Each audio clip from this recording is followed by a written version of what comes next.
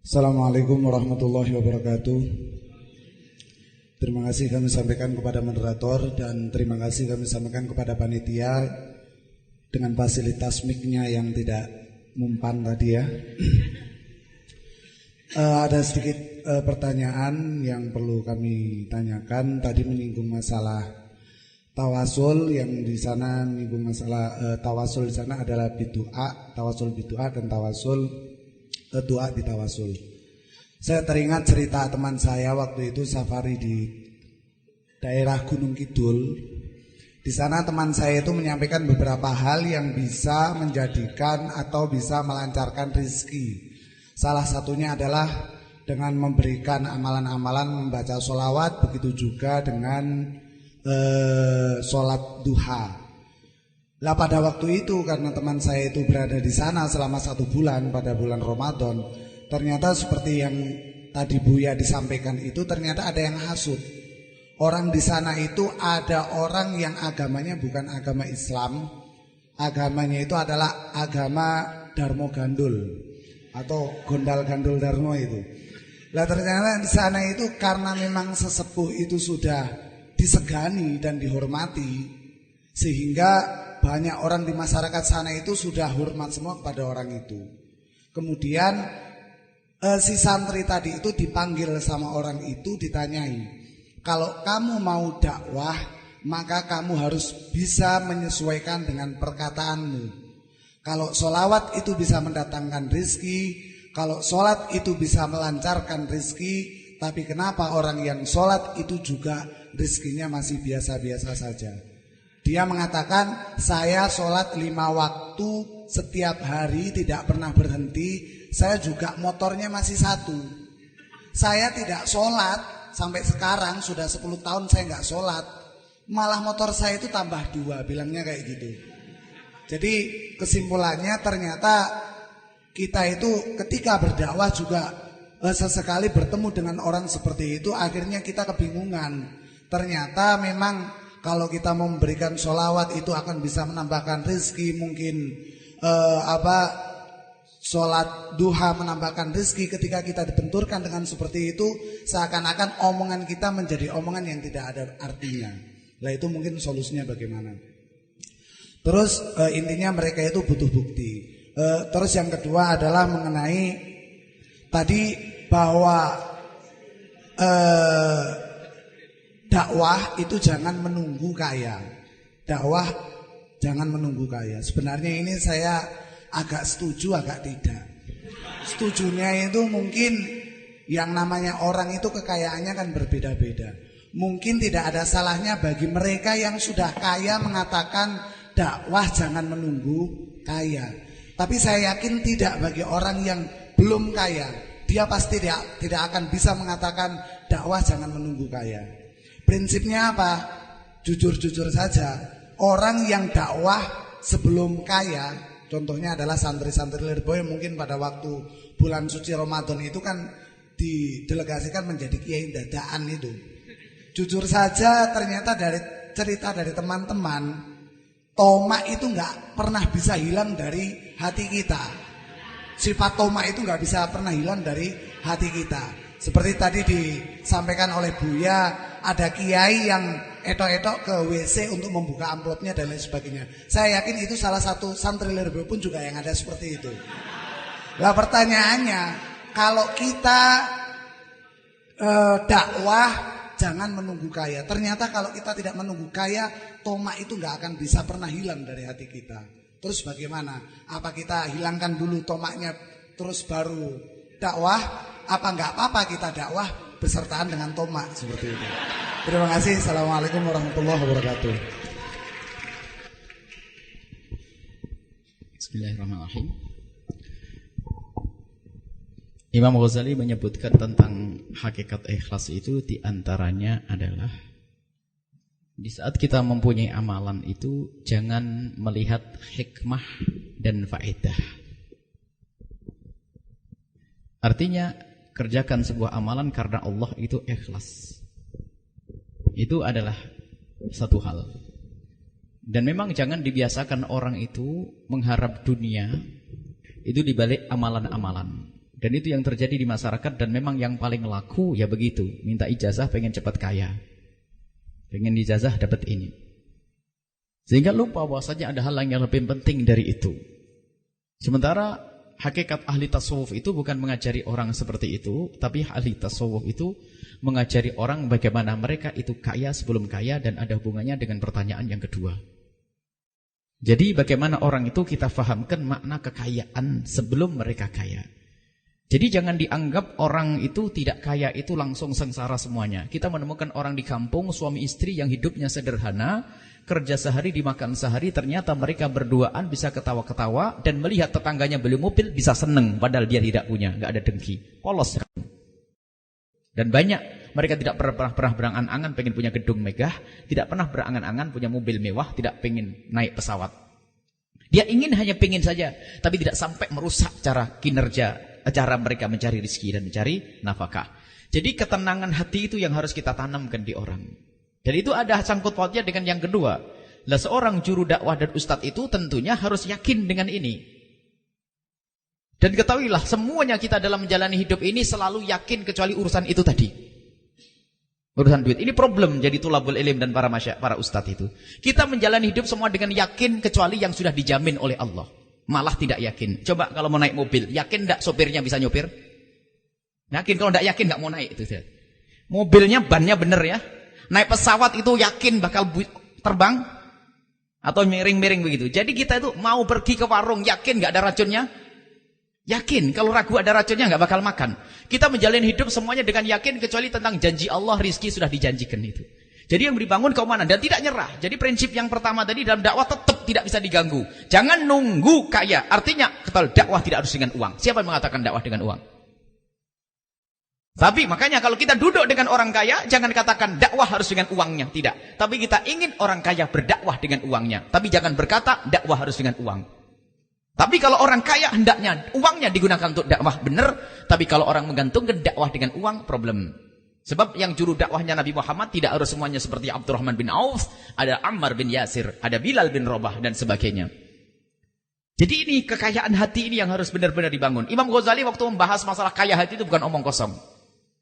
Dan innal ghina hinan nafas, Nabi menyebutkan kekayaan yang sesungguhnya adalah jiwa yang merasa kaya. Itu hakikat bukan bualan, Nabi berkata. Dan ada orang yang subhanallah hidupnya pas-pasan, kiai di kampung nerima apa adanya, dipamerin duit tidak pernah tergoyahkan, jangan dianggap tidak ada. Ya itu yang kita cari, kita pengen seperti itu. Dan sungguh, di saat orang, sebagai prinsip dakwah itu, jangan nunggu kaya, jangan nunggu punya ilmu. Nunggu kaya artinya ya, kalau memang kita tidak punya sepeda, ya sepanjang sejauh kaki melangkah, kita sampaikan kebenaran, jangan maksakan. Di saat kita diberi oleh Allah sepeda engkol, baru kita memperlebar. Jangan berhayal kalau saya sudah punya mobil, saya berdakwah. Iya kalau punya mobil sampai mati. Jadi ini nggak bisa dirubah prinsip itu. Dan tidak perlu ragu. Yakin janji Allah Subhanahu Wa Taala. Kalau belum yakin jangan kalah dengan burung, kata Imam Haddad. Burung pergi tidak pernah mikir, tidak pernah punya ATM, tidak pernah punya tabungan. Tapi mereka nyaman setiap hari bisa berkicau. Kenapa kita kalah dengan burung? Dan itu hakikat bukan bualan. Orang harus yakin janji Allah, khususnya juru dakwah. Sampai dikatakan, lihat, Imam Ghazali menyebutkan bahwasanya kalau ada seorang menyeru kepada Allah masih bingung apa yang dimakan esok hari, balik lagi ke pesantren belajar. Keyakinan yang perlu dibangun itu.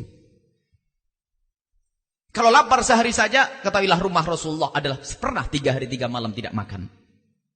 Memang kita tidak harus bersakit-sakit ria, tapi kita harus bisa di saat menghadapi semacam itu, tidak boleh kita mengambil yang haram. Musibah betul kalau memang, dan ini makanya motivasi dakwah kita hadirkan itu juga dari pengalaman. Biasanya santri kalau pulang ke rumah itu mau berdakwah, mau kalau kerja dulu punya motor, punya ini, ternyata keasikan setelah punya motor pengen punya mobil, setelah itu nikah, anak macam-macam, sampai ada alumni nggak pernah ngaji, nggak pernah ngajar, nggak pernah berdakwah. Itu karena prinsipnya salah, tidak dipegang. Jadi hakikat dan harus yakin. Dan sungguh tidak cukup, tidak mampu kita mikir kalau urusan dakwah.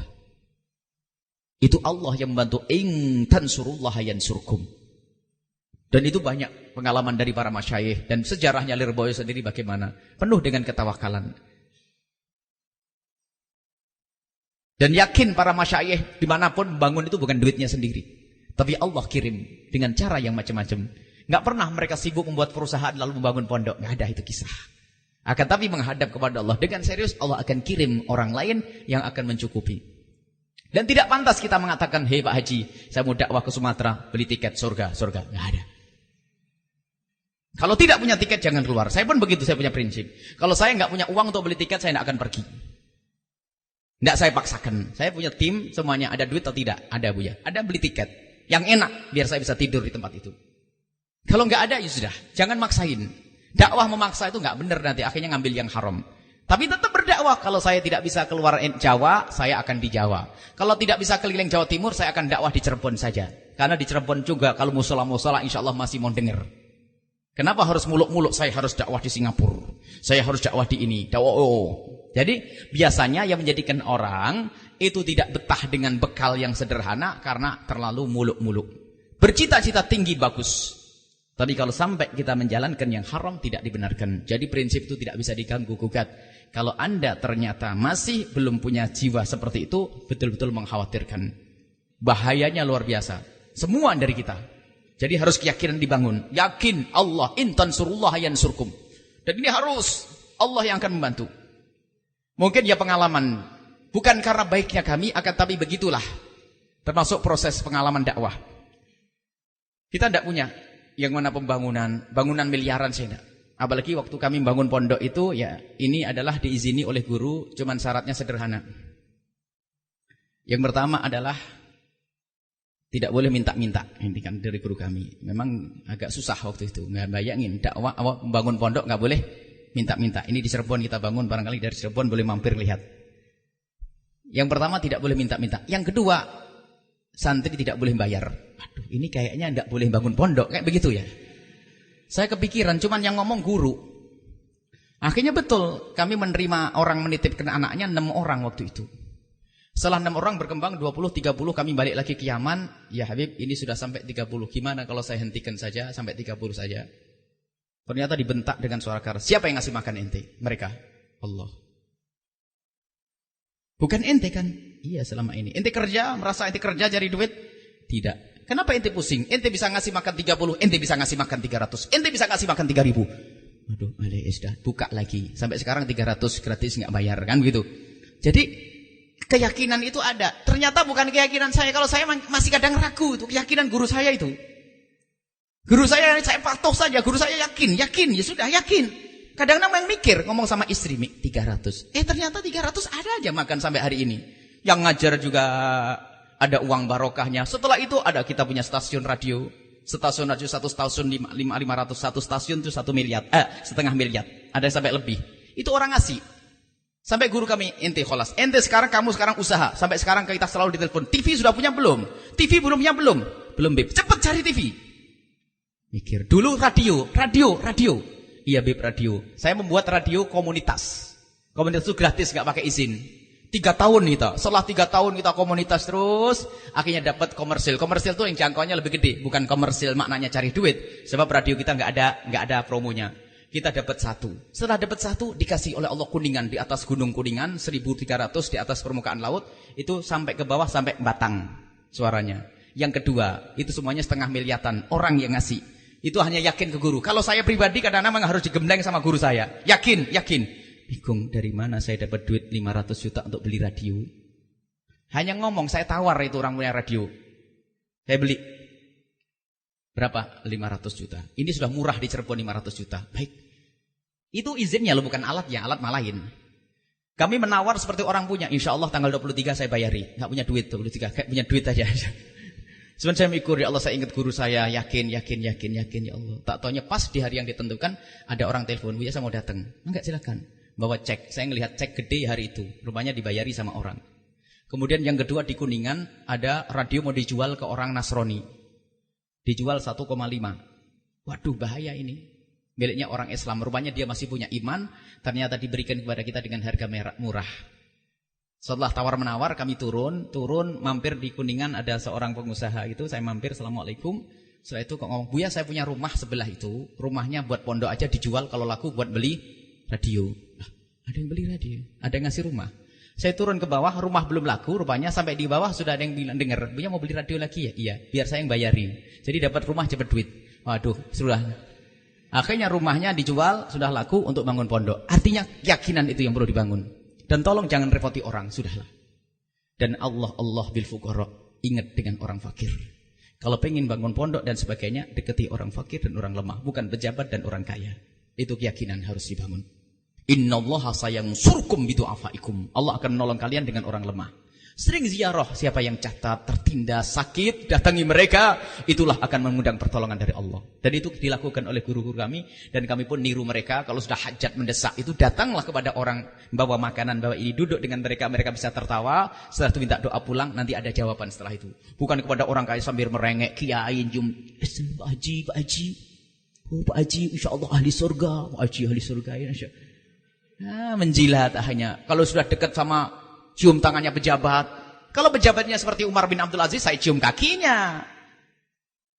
Menghormat pejabat boleh kalau pejabatnya kayak Umar bin Abdul Aziz. Nanti ini nggak karu-karuan, hormat, merunduk-runduk, akhirnya biasa buka gorden. Kalau yang datang pakai mobil, ahlan wa sahlan. Kalau pakai sepeda, saya lagi sibuk. Nah, ini musibah. Kalau sudah ukurannya dunia tadi tidak. Justru di saat orang fakir datang kepada kita, mungkin dia adalah minta obat. Mungkin ibunya masuk rumah sakit, nangis dia. Coba keluarkan duitmu, Allah akan mengundang rezeki. Lah keyakinan kayak begini perlu dibangun. Jangan khawatir. Pondok itu bukan hanya menampung duit, tapi ternyata kalau ada orang butuh gimana? Dari duit sendiri. Jadi sisihkan uang untuk bantu si sakit yang masuk rumah sakit, si sakit yang terjepit, si sakit yang itu mengundang. Hal turzakuna illa bi fuqaraikum, dalam hadis Nabi, kau tidak akan diberi rezeki kecuali karena santunan, kesopan santunmu kepada orang fakir, lemah lembutmu kepada mereka. Nah, dekat dengan orang fakir menambah keyakinan, bukan dekat dengan orang kaya. Man tawadhu'a li ghaniyyin dhahaba anhu thulutsa dinihi. Tawadhu dengan orang kaya karena kekayaannya itu 2/3 imannya hilang. Makanya barangkali ini. Makanya kalau ada orang kaya kok jarang didatangi oleh sebagian kiai, itu jangan sampai marah wahai orang kaya. Karena memang kiai sebagian seperti itu. Tidak mau masuk ke rumahnya orang kaya, bukan karena benci, tapi dari jauh mendoakan. Imam Ghazali mengatakan kalau sudah ada seorang alim kok keluar masuk pintunya rumahnya sultan, sudah jangan belajar lagi kepadanya. Itu begitu. Jadi keyakinan harus dibangun, wahai ikhwan. Kalau sudah keyakinan dibangun, lihat. Kita jangan kalah dengan sebagian orang. Dakwah dengan membawa kompor sendiri, masak sendiri, Allah. Lihat, dia tidak mikir amplop, tidak mikir ini. Kalau sudah orang biasa mikir amplop, akhirnya beda-bedakan. Wah, kampung sana itu kalau ngasih amplop, kalau sana, ya. Dan berjanjilah kalau anda berdakwah khusus yang bertanya, siapkan semuanya. Insya Allah punya sound, punya segala macam. Kalau mau ceramah, kalau ada ceramah, punya sound atau tidak? Nggak, gratis sound saya. Kita buat sound semuanya di Cirebon, kita punya sound gede-gede begitu. Kita juga niru guru kami Habib Hasan Baharun ya. Jadi kalau ada tempat yang fakir, kadang-kadang mohon maaf, sebagian daerah yang minus, itu kadang pengajian jarang ada. Kalau sudah mengadakan pengajian, tarikan uang untuk nyewa sound, untuk kiainya. Sampai makan kiainya kadang ditulis, makan kiainya 200.000. Padahal kiainya setelah mau makan ditanya sama orang, mau makan gimana, salaman lagi, kiainya tidak sempat makan-makan. Sudah ditulisnya lapornya 200.000. Jadi ada orang kampung kadang-kadang seperti itu. Nah ini justru yang harus lebih kita perhatikan seperti itu. Baik, jadi itu prinsip yang tidak bisa diganggu. Nggak boleh tidak. Tidak boleh ragu, yakin, karena anda urusan dakwah mengajak orang kepada Allah. Bahkan para pendahulu-pendahulu da'i kita itu yujahiduna bi amwalihim wa anfusihim, bukan sekedar dengan jiwanya, tapi hartanya kalau digunakan untuk berdakwah di jalan Allah Subhanahu wa taala. Baik, ini saja. Subhanallah. Ada lagi?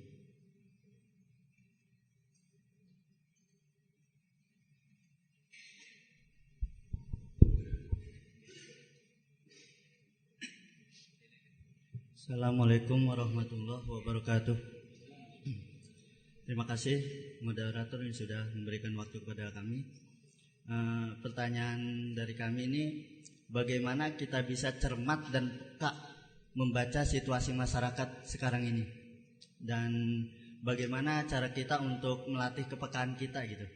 Ya, mungkin yang terakhir, cara bangkitkan keyakinan kita itu bagaimana? Ya, terima kasih. Assalamualaikum warahmatullahi wabarakatuh.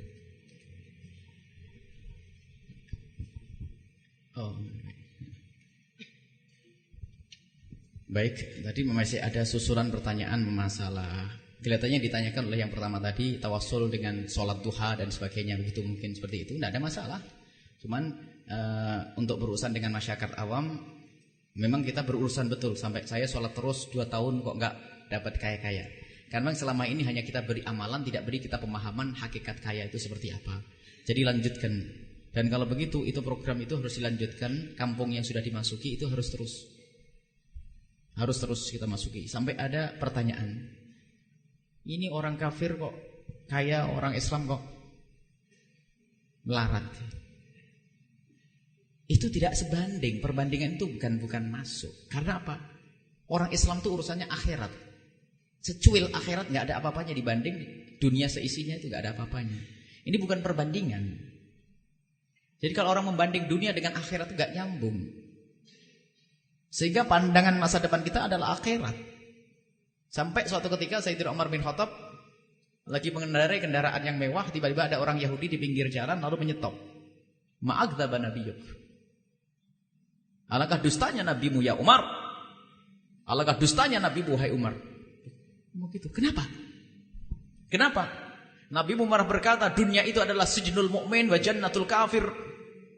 Dunia itu adalah penjaranya orang mukmin dan surganya orang kafir. Busta. Engkau Umar dikawal oleh orang-orang, saya mulai hidup sampai sekarang saya tersiksa. Itu orang Yahudi. Mana surga bagiku? Di dunia ini saya tersiksa kayak begini. Engkau enak dikawal orang Umar. Berani nyetop Sayyidina Umar ma'agdzaba Rasul. Alangkah dustanya nabimu. Sayyidina Umar langsung tersenyum berkata, Pak, ketahuilah, keenakanku saat ini jika dibanding apa yang dijanjikan oleh Allah di surga, tidak ada apa-apanya. Dan kamu saat ini lebih enak nanti daripada kamu masuk neraka disiksa di sana. Nah, ini jadi makna dunia akhirat tidak sebanding. Jadi bukan bandingannya tadi ya. Kalau urusan kenapa orang kaya ini ternyata diberi oleh Allah, orang yang kafir diberi oleh Allah kekayaan, karena kekayaan bukan kemuliaan bagi seorang manusia. Kekayaan, tapi iman yang ada di dalam hatimu ternyata lebih mahal daripada dunia seisinya. Itu membangun keyakinan itu penting memang, dan itu perlu proses waktu yang panjang.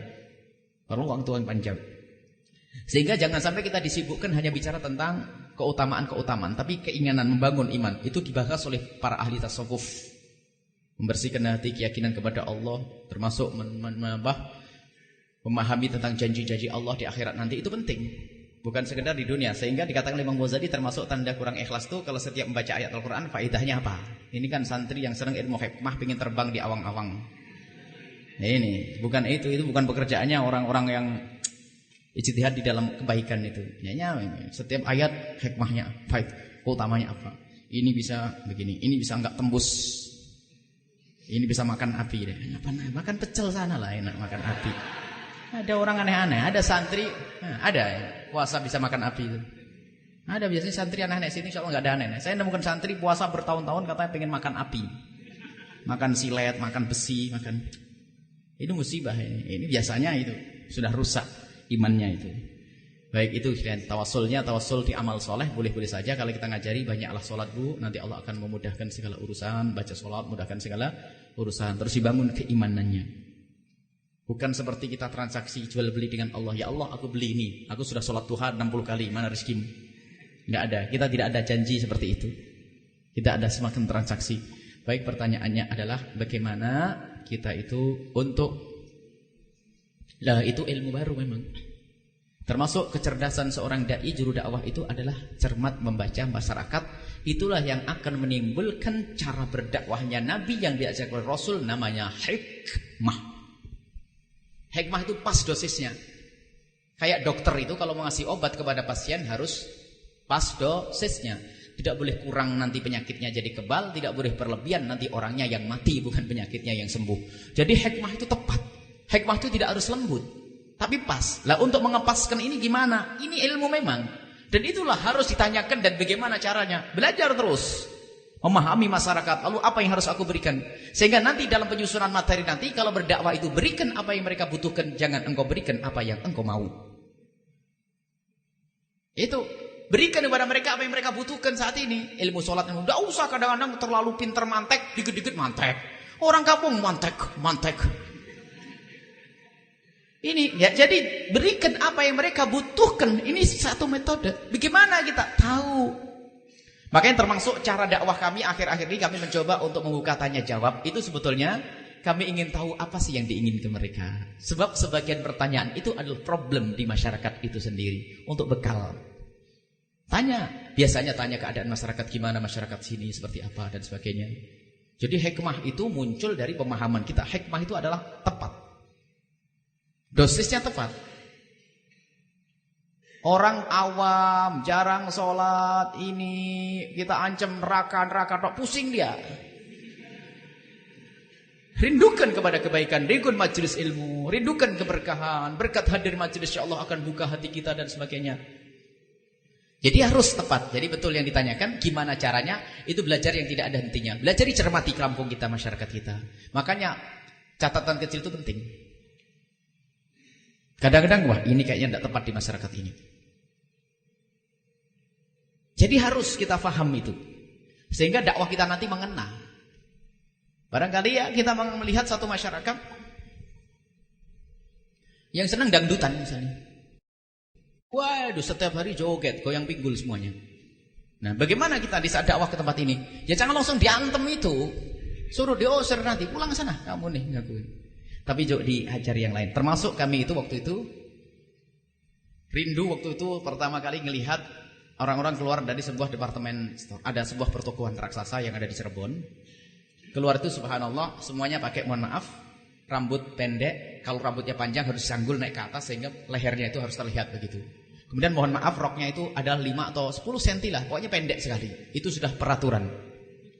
Akhirnya saya berpikir, ya Allah, saya pengen ngisi di tempat itu karena itu juga umat Nabi Muhammad.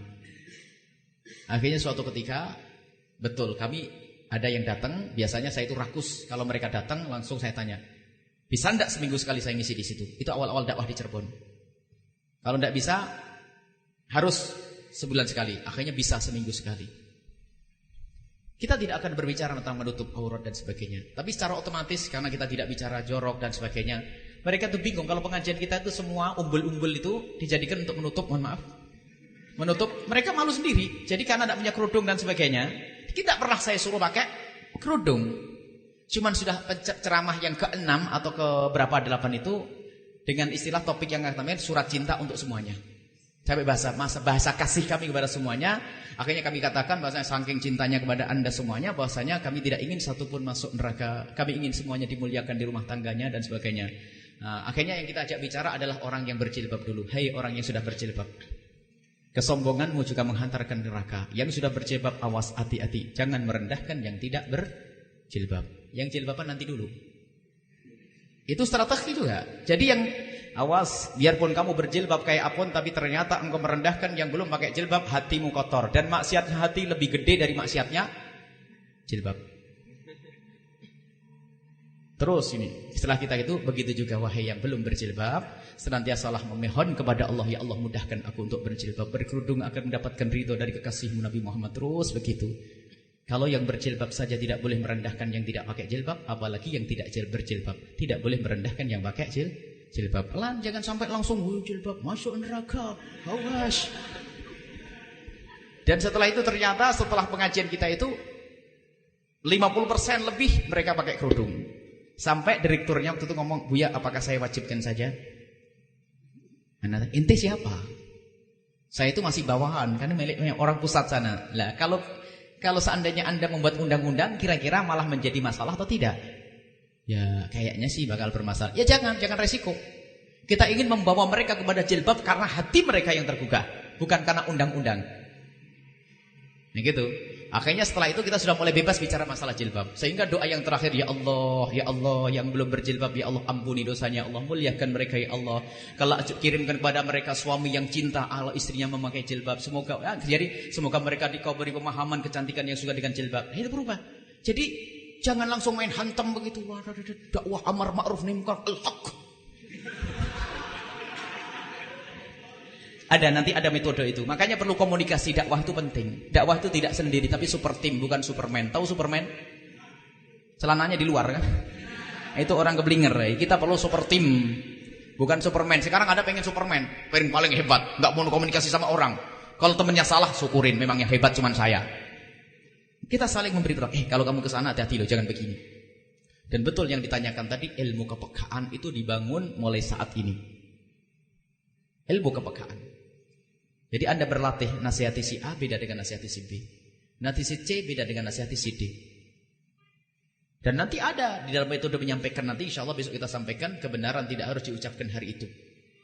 Yang kedua, kebenaran tidak harus diucapkan oleh lidahmu sendiri. Ini prinsip-prinsip penting dalam menyampaikan. Kebenaran tidak harus diucapkan hari itu. Artinya tunggu dulu kesempatan yang tepat. Mungkin di saat seperti ini gak nyaman, tapi waktu nanti sambil makan enak. Atau mungkin sambil berjalan. Atau kita lagi main di rumahnya. Kebenaran tidak harus diucapkan hari itu. Cari tempat, waktu yang tepat.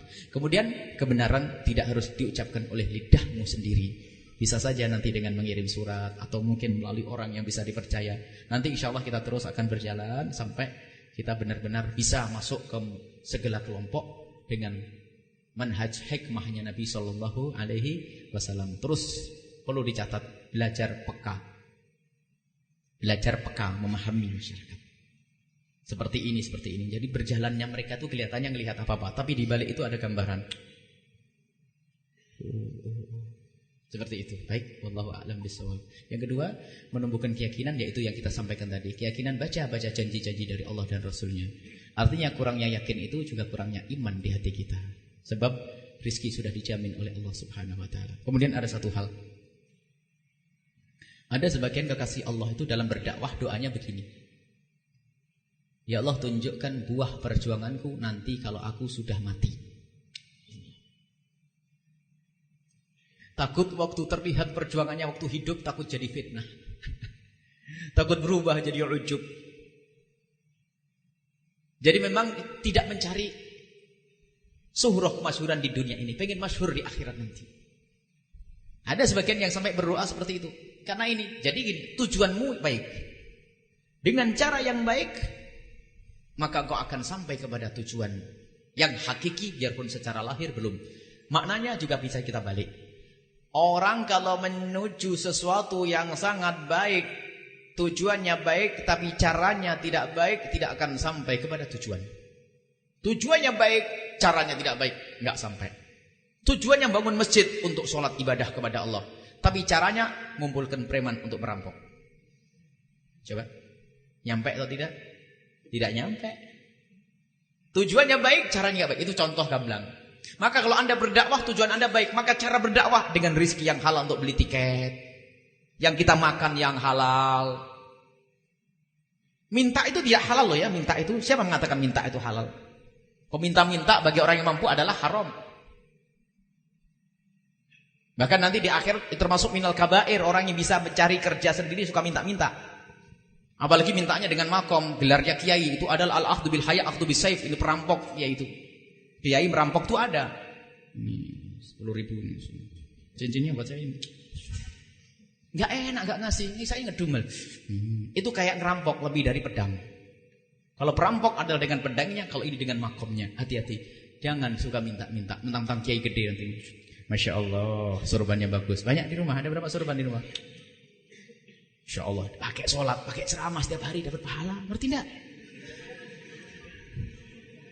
Wah, ini model-model kiai akhir zaman tuh. Enggak. Harus kita ada iffah, merasa tidak butuh dengan pemberian seperti itu. Itu keyakinan itu terus dibangun. Tujuannya baik, kita berdakwah kepada Allah, jangan dengan cara yang haram. Jangan dengan cara yang haram. Termasuk mohon maaf kalau perlu bangunan pondok kita pun harus kita bersihkan dari sesuatu yang enggak jelas.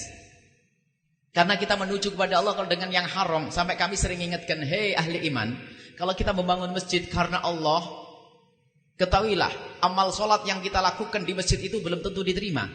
Tapi tukangnya satu yang tidak sholat itu dosanya pasti diterima untuk kiai yang bangun masjid. Sadar atau tidak mana ini? Bangun masjid membiarkan itu tukangnya ada yang gak sholat satu tukang yang bangun masjid itu gak sholat satu dituntut oleh Allah. Kullukum ra'in, itu di bawah naunganmu hei kiai. Gara-gara dia gak sholat kau masuk neraka. Jadi harus cermat kita itu, bangun masjid harus. Bangun pondok, jangan hanya senang gede bangunannya toh. Yang bangun wajib sholat. Kerepotan di Cirebon tuh cari orang yang sholat ternyata susah. Mula-mula, tukang sholat. Dapat tukangnya sholat, keneknya tidak sholat. Keneknya sholat, tukangnya udah pusing. Ada orang ngasih masjid, ada orang ngasih pondok. Membutuhkan tukang 60 orang, ngasuh pondok 1 orang, masjid 1 orang. Akhirnya kita nyerah. Boleh Pak Haji kalau bangun, tapi syaratnya 1. Tolong semuanya orang yang kerja harus sholat. Anda dia kontraktor. Baik Bu ya, akan saya terapkan undang-undang itu. Subhanallah, pertama hari kerja terharu. Sholat duhur, belum jadi pondok ini, sholat duhur, sholat berjamaah semuanya. Ya Allah, kalau dipakai undang-undang ini, kenapa? Kalau ada satu yang tidak sholat, saya nggak mau tanggung jawab. Masuk neraka, saya nggak mau. Ibadah saya, ceramah saya belum tentu diterima. Ini orang nggak sholat bisa saja menjadi sebab saya masuk neraka. Dipikirkan yang demikian. Jangan enak-enak. Kadang benar nggak sadar ini. Duitnya dari mana itu untuk bangun masjid? Kita pengen masuk surga, bukan pengen disanjung oleh orang. Oh, bangunannya megah, tingkat 16. Hebat, ini kiai Masya Allah. Dalam waktu singkat punya bangunan kayak apa? Oh, tapi halal atau haram ini dana ini? Bersih atau tidak? Kita mencari Allah. Tujuan kita baik, caranya tidak baik, nggak akan sampai kepada Allah. Tapi kalau tujuan Anda benar, dengan cara yang benar, pengen bangun, aku bercita-cita ingin punya santri yang banyak, ahli ilmu semuanya. Anda istiqomah di tempat itu, ternyata muridnya cuma 2 dok. Tapi Anda, ya Allah, aku ingin mempunyai murid yang banyak agar manfaatku besar. Caramu benar, nggak mau yang haram. Cita-citamu mulia, caramu benar, ketahuilah di dunia engkau tidak mendapatkan gelar, tapi di akhirat sudah mendapatkan pahala. Itu yang harus kita yakini. Sudah dapat gelar ini, sabar ya Allah, 2 orang, tapi tetap tabah gitu. Inilah ilmu tasawuf itu kan itu, bukan teori. Belajar ihya bolak-balik kadang-kadang. Tapi kadang-kadang ini langsung ngiri sama seseorang, sombong, kurang yakin, ini.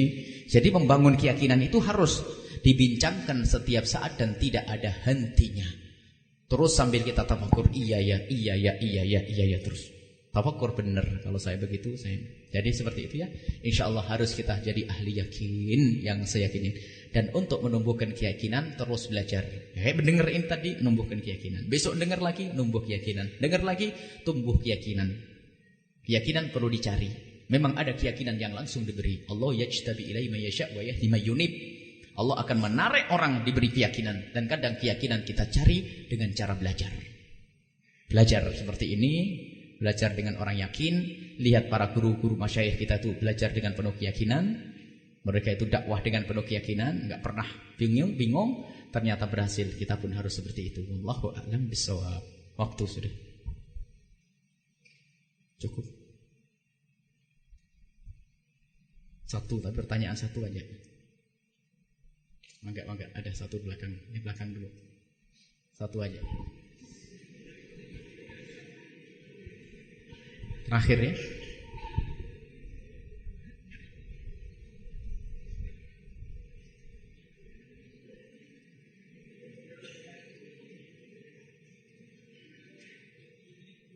Assalamualaikum warahmatullahi wabarakatuh. Waalaikumsalam warahmatullahi wabarakatuh. Saya mau tanya 3 pertanyaan. Satu aja. Dipilih yang paling penting karena waktu. Pertama tadi kan Satu yang paling penting.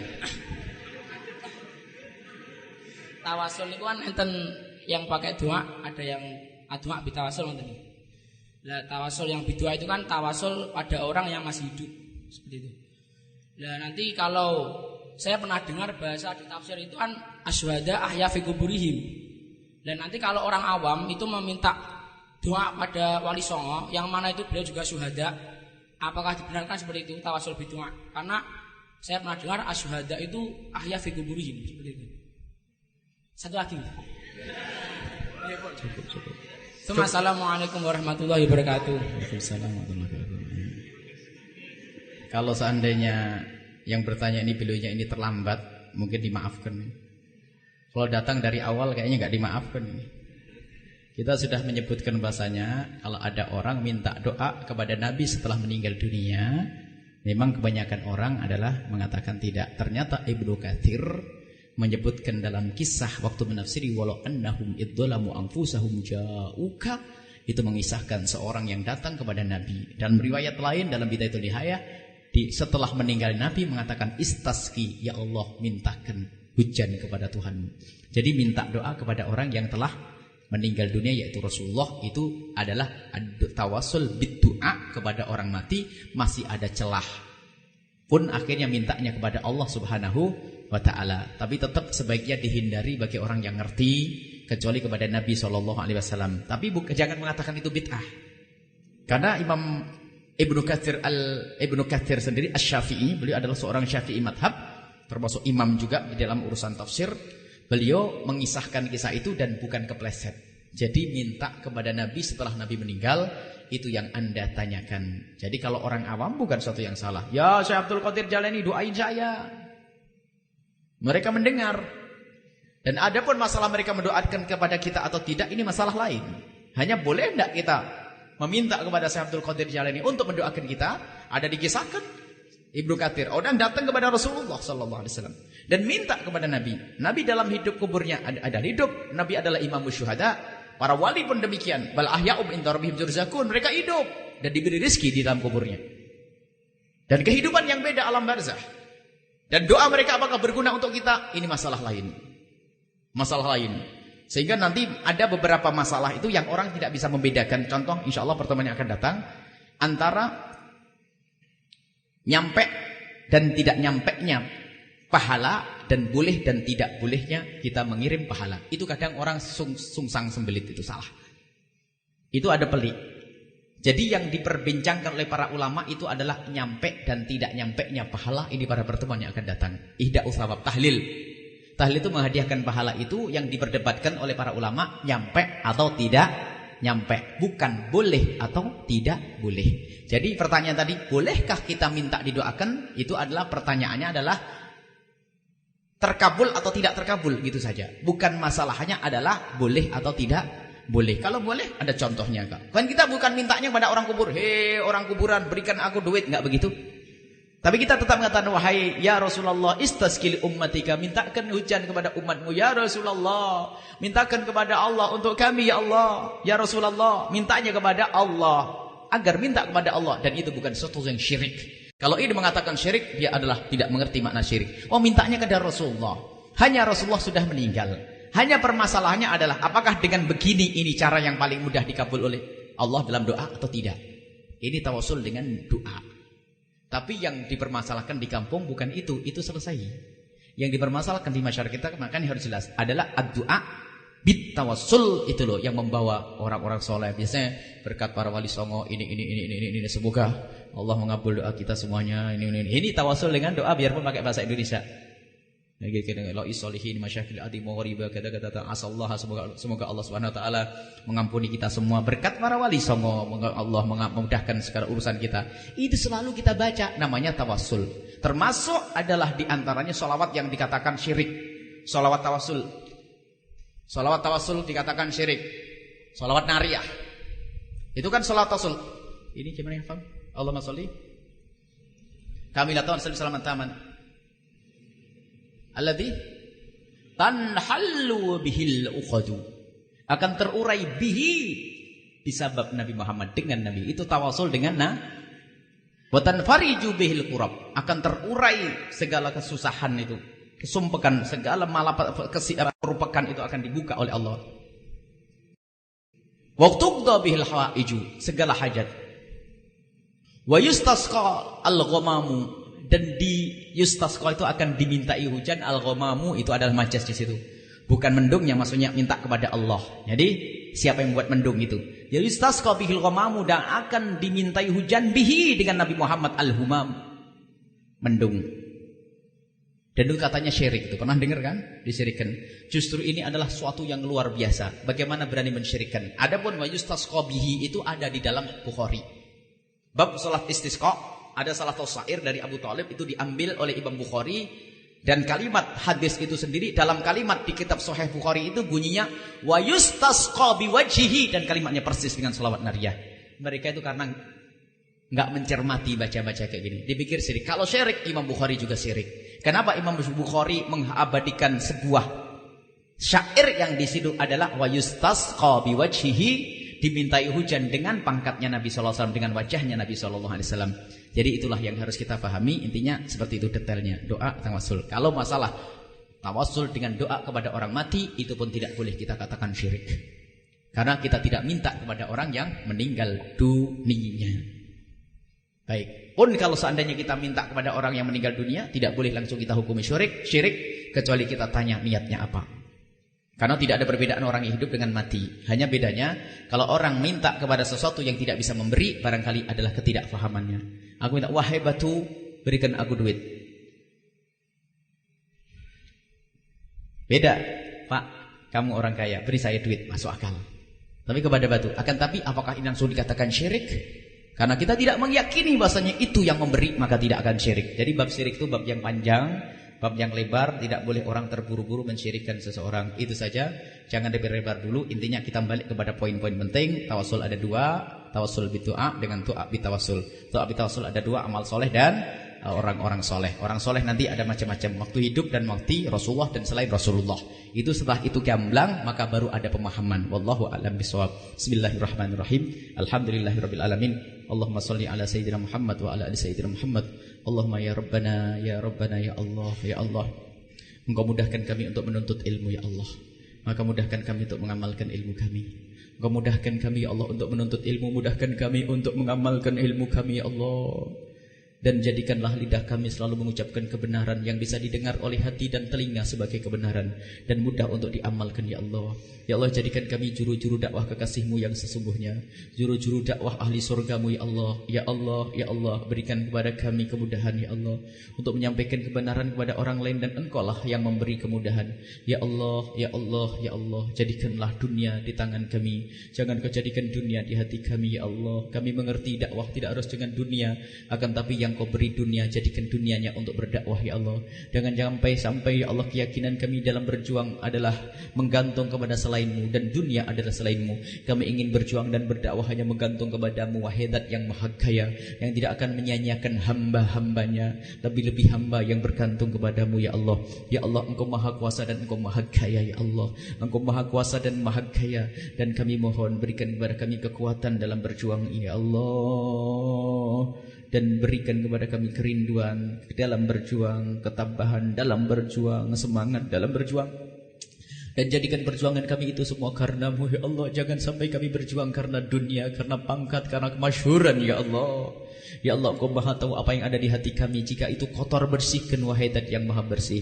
Jika itu kotor, sucikan Wahidat yang Maha suci ya Allah. Jadikan kami hamba-Mu yang saling mencintai karena-Mu ya Allah. Ya Allah, kami mohon kepada-Mu, kabulkan hajat kami berkat orang-orang yang Kau cintai, kekasih-Mu Nabi Muhammad dan ahli baitnya, kekasih-Mu Nabi Muhammad dan ulama-ulamanya, para wali-wali ya Allah, para kekasih-kekasih-Mu ya Allah. Kabulkan hajat kami semuanya ya Allah, berkat hamba-hamba-Mu yang mulia itu semua ya Allah. Ya Allah, ya Allah, ya Allah, berikan kepada kami pemahaman yang benar ya Allah, pemahaman yang benar ya Allah. Dan kami mohon semua orang tua yang telah mengizinkan anak-anak mereka untuk menuntut ilmu, berikan kemudahan kepada orang tua mereka ya Allah.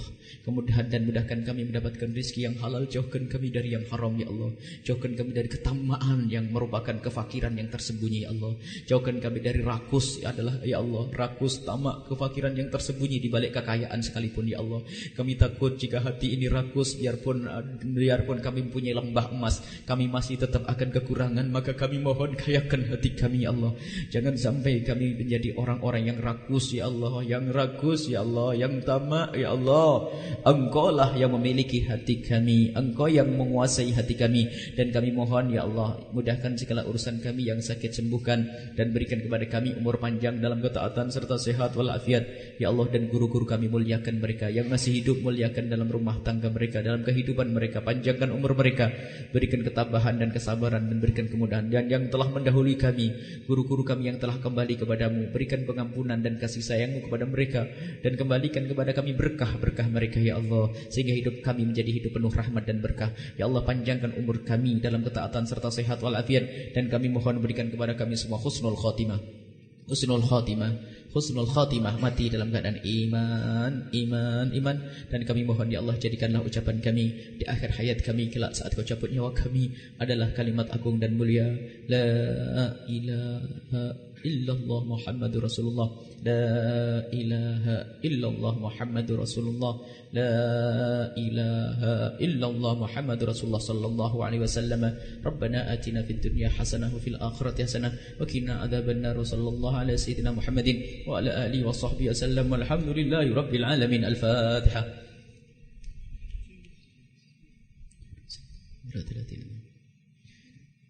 Terima kasih, mohon maaf dan mohon doa selalu. Wabillahi taufiq wal hidayah. Assalamualaikum warahmatullahi wabarakatuh.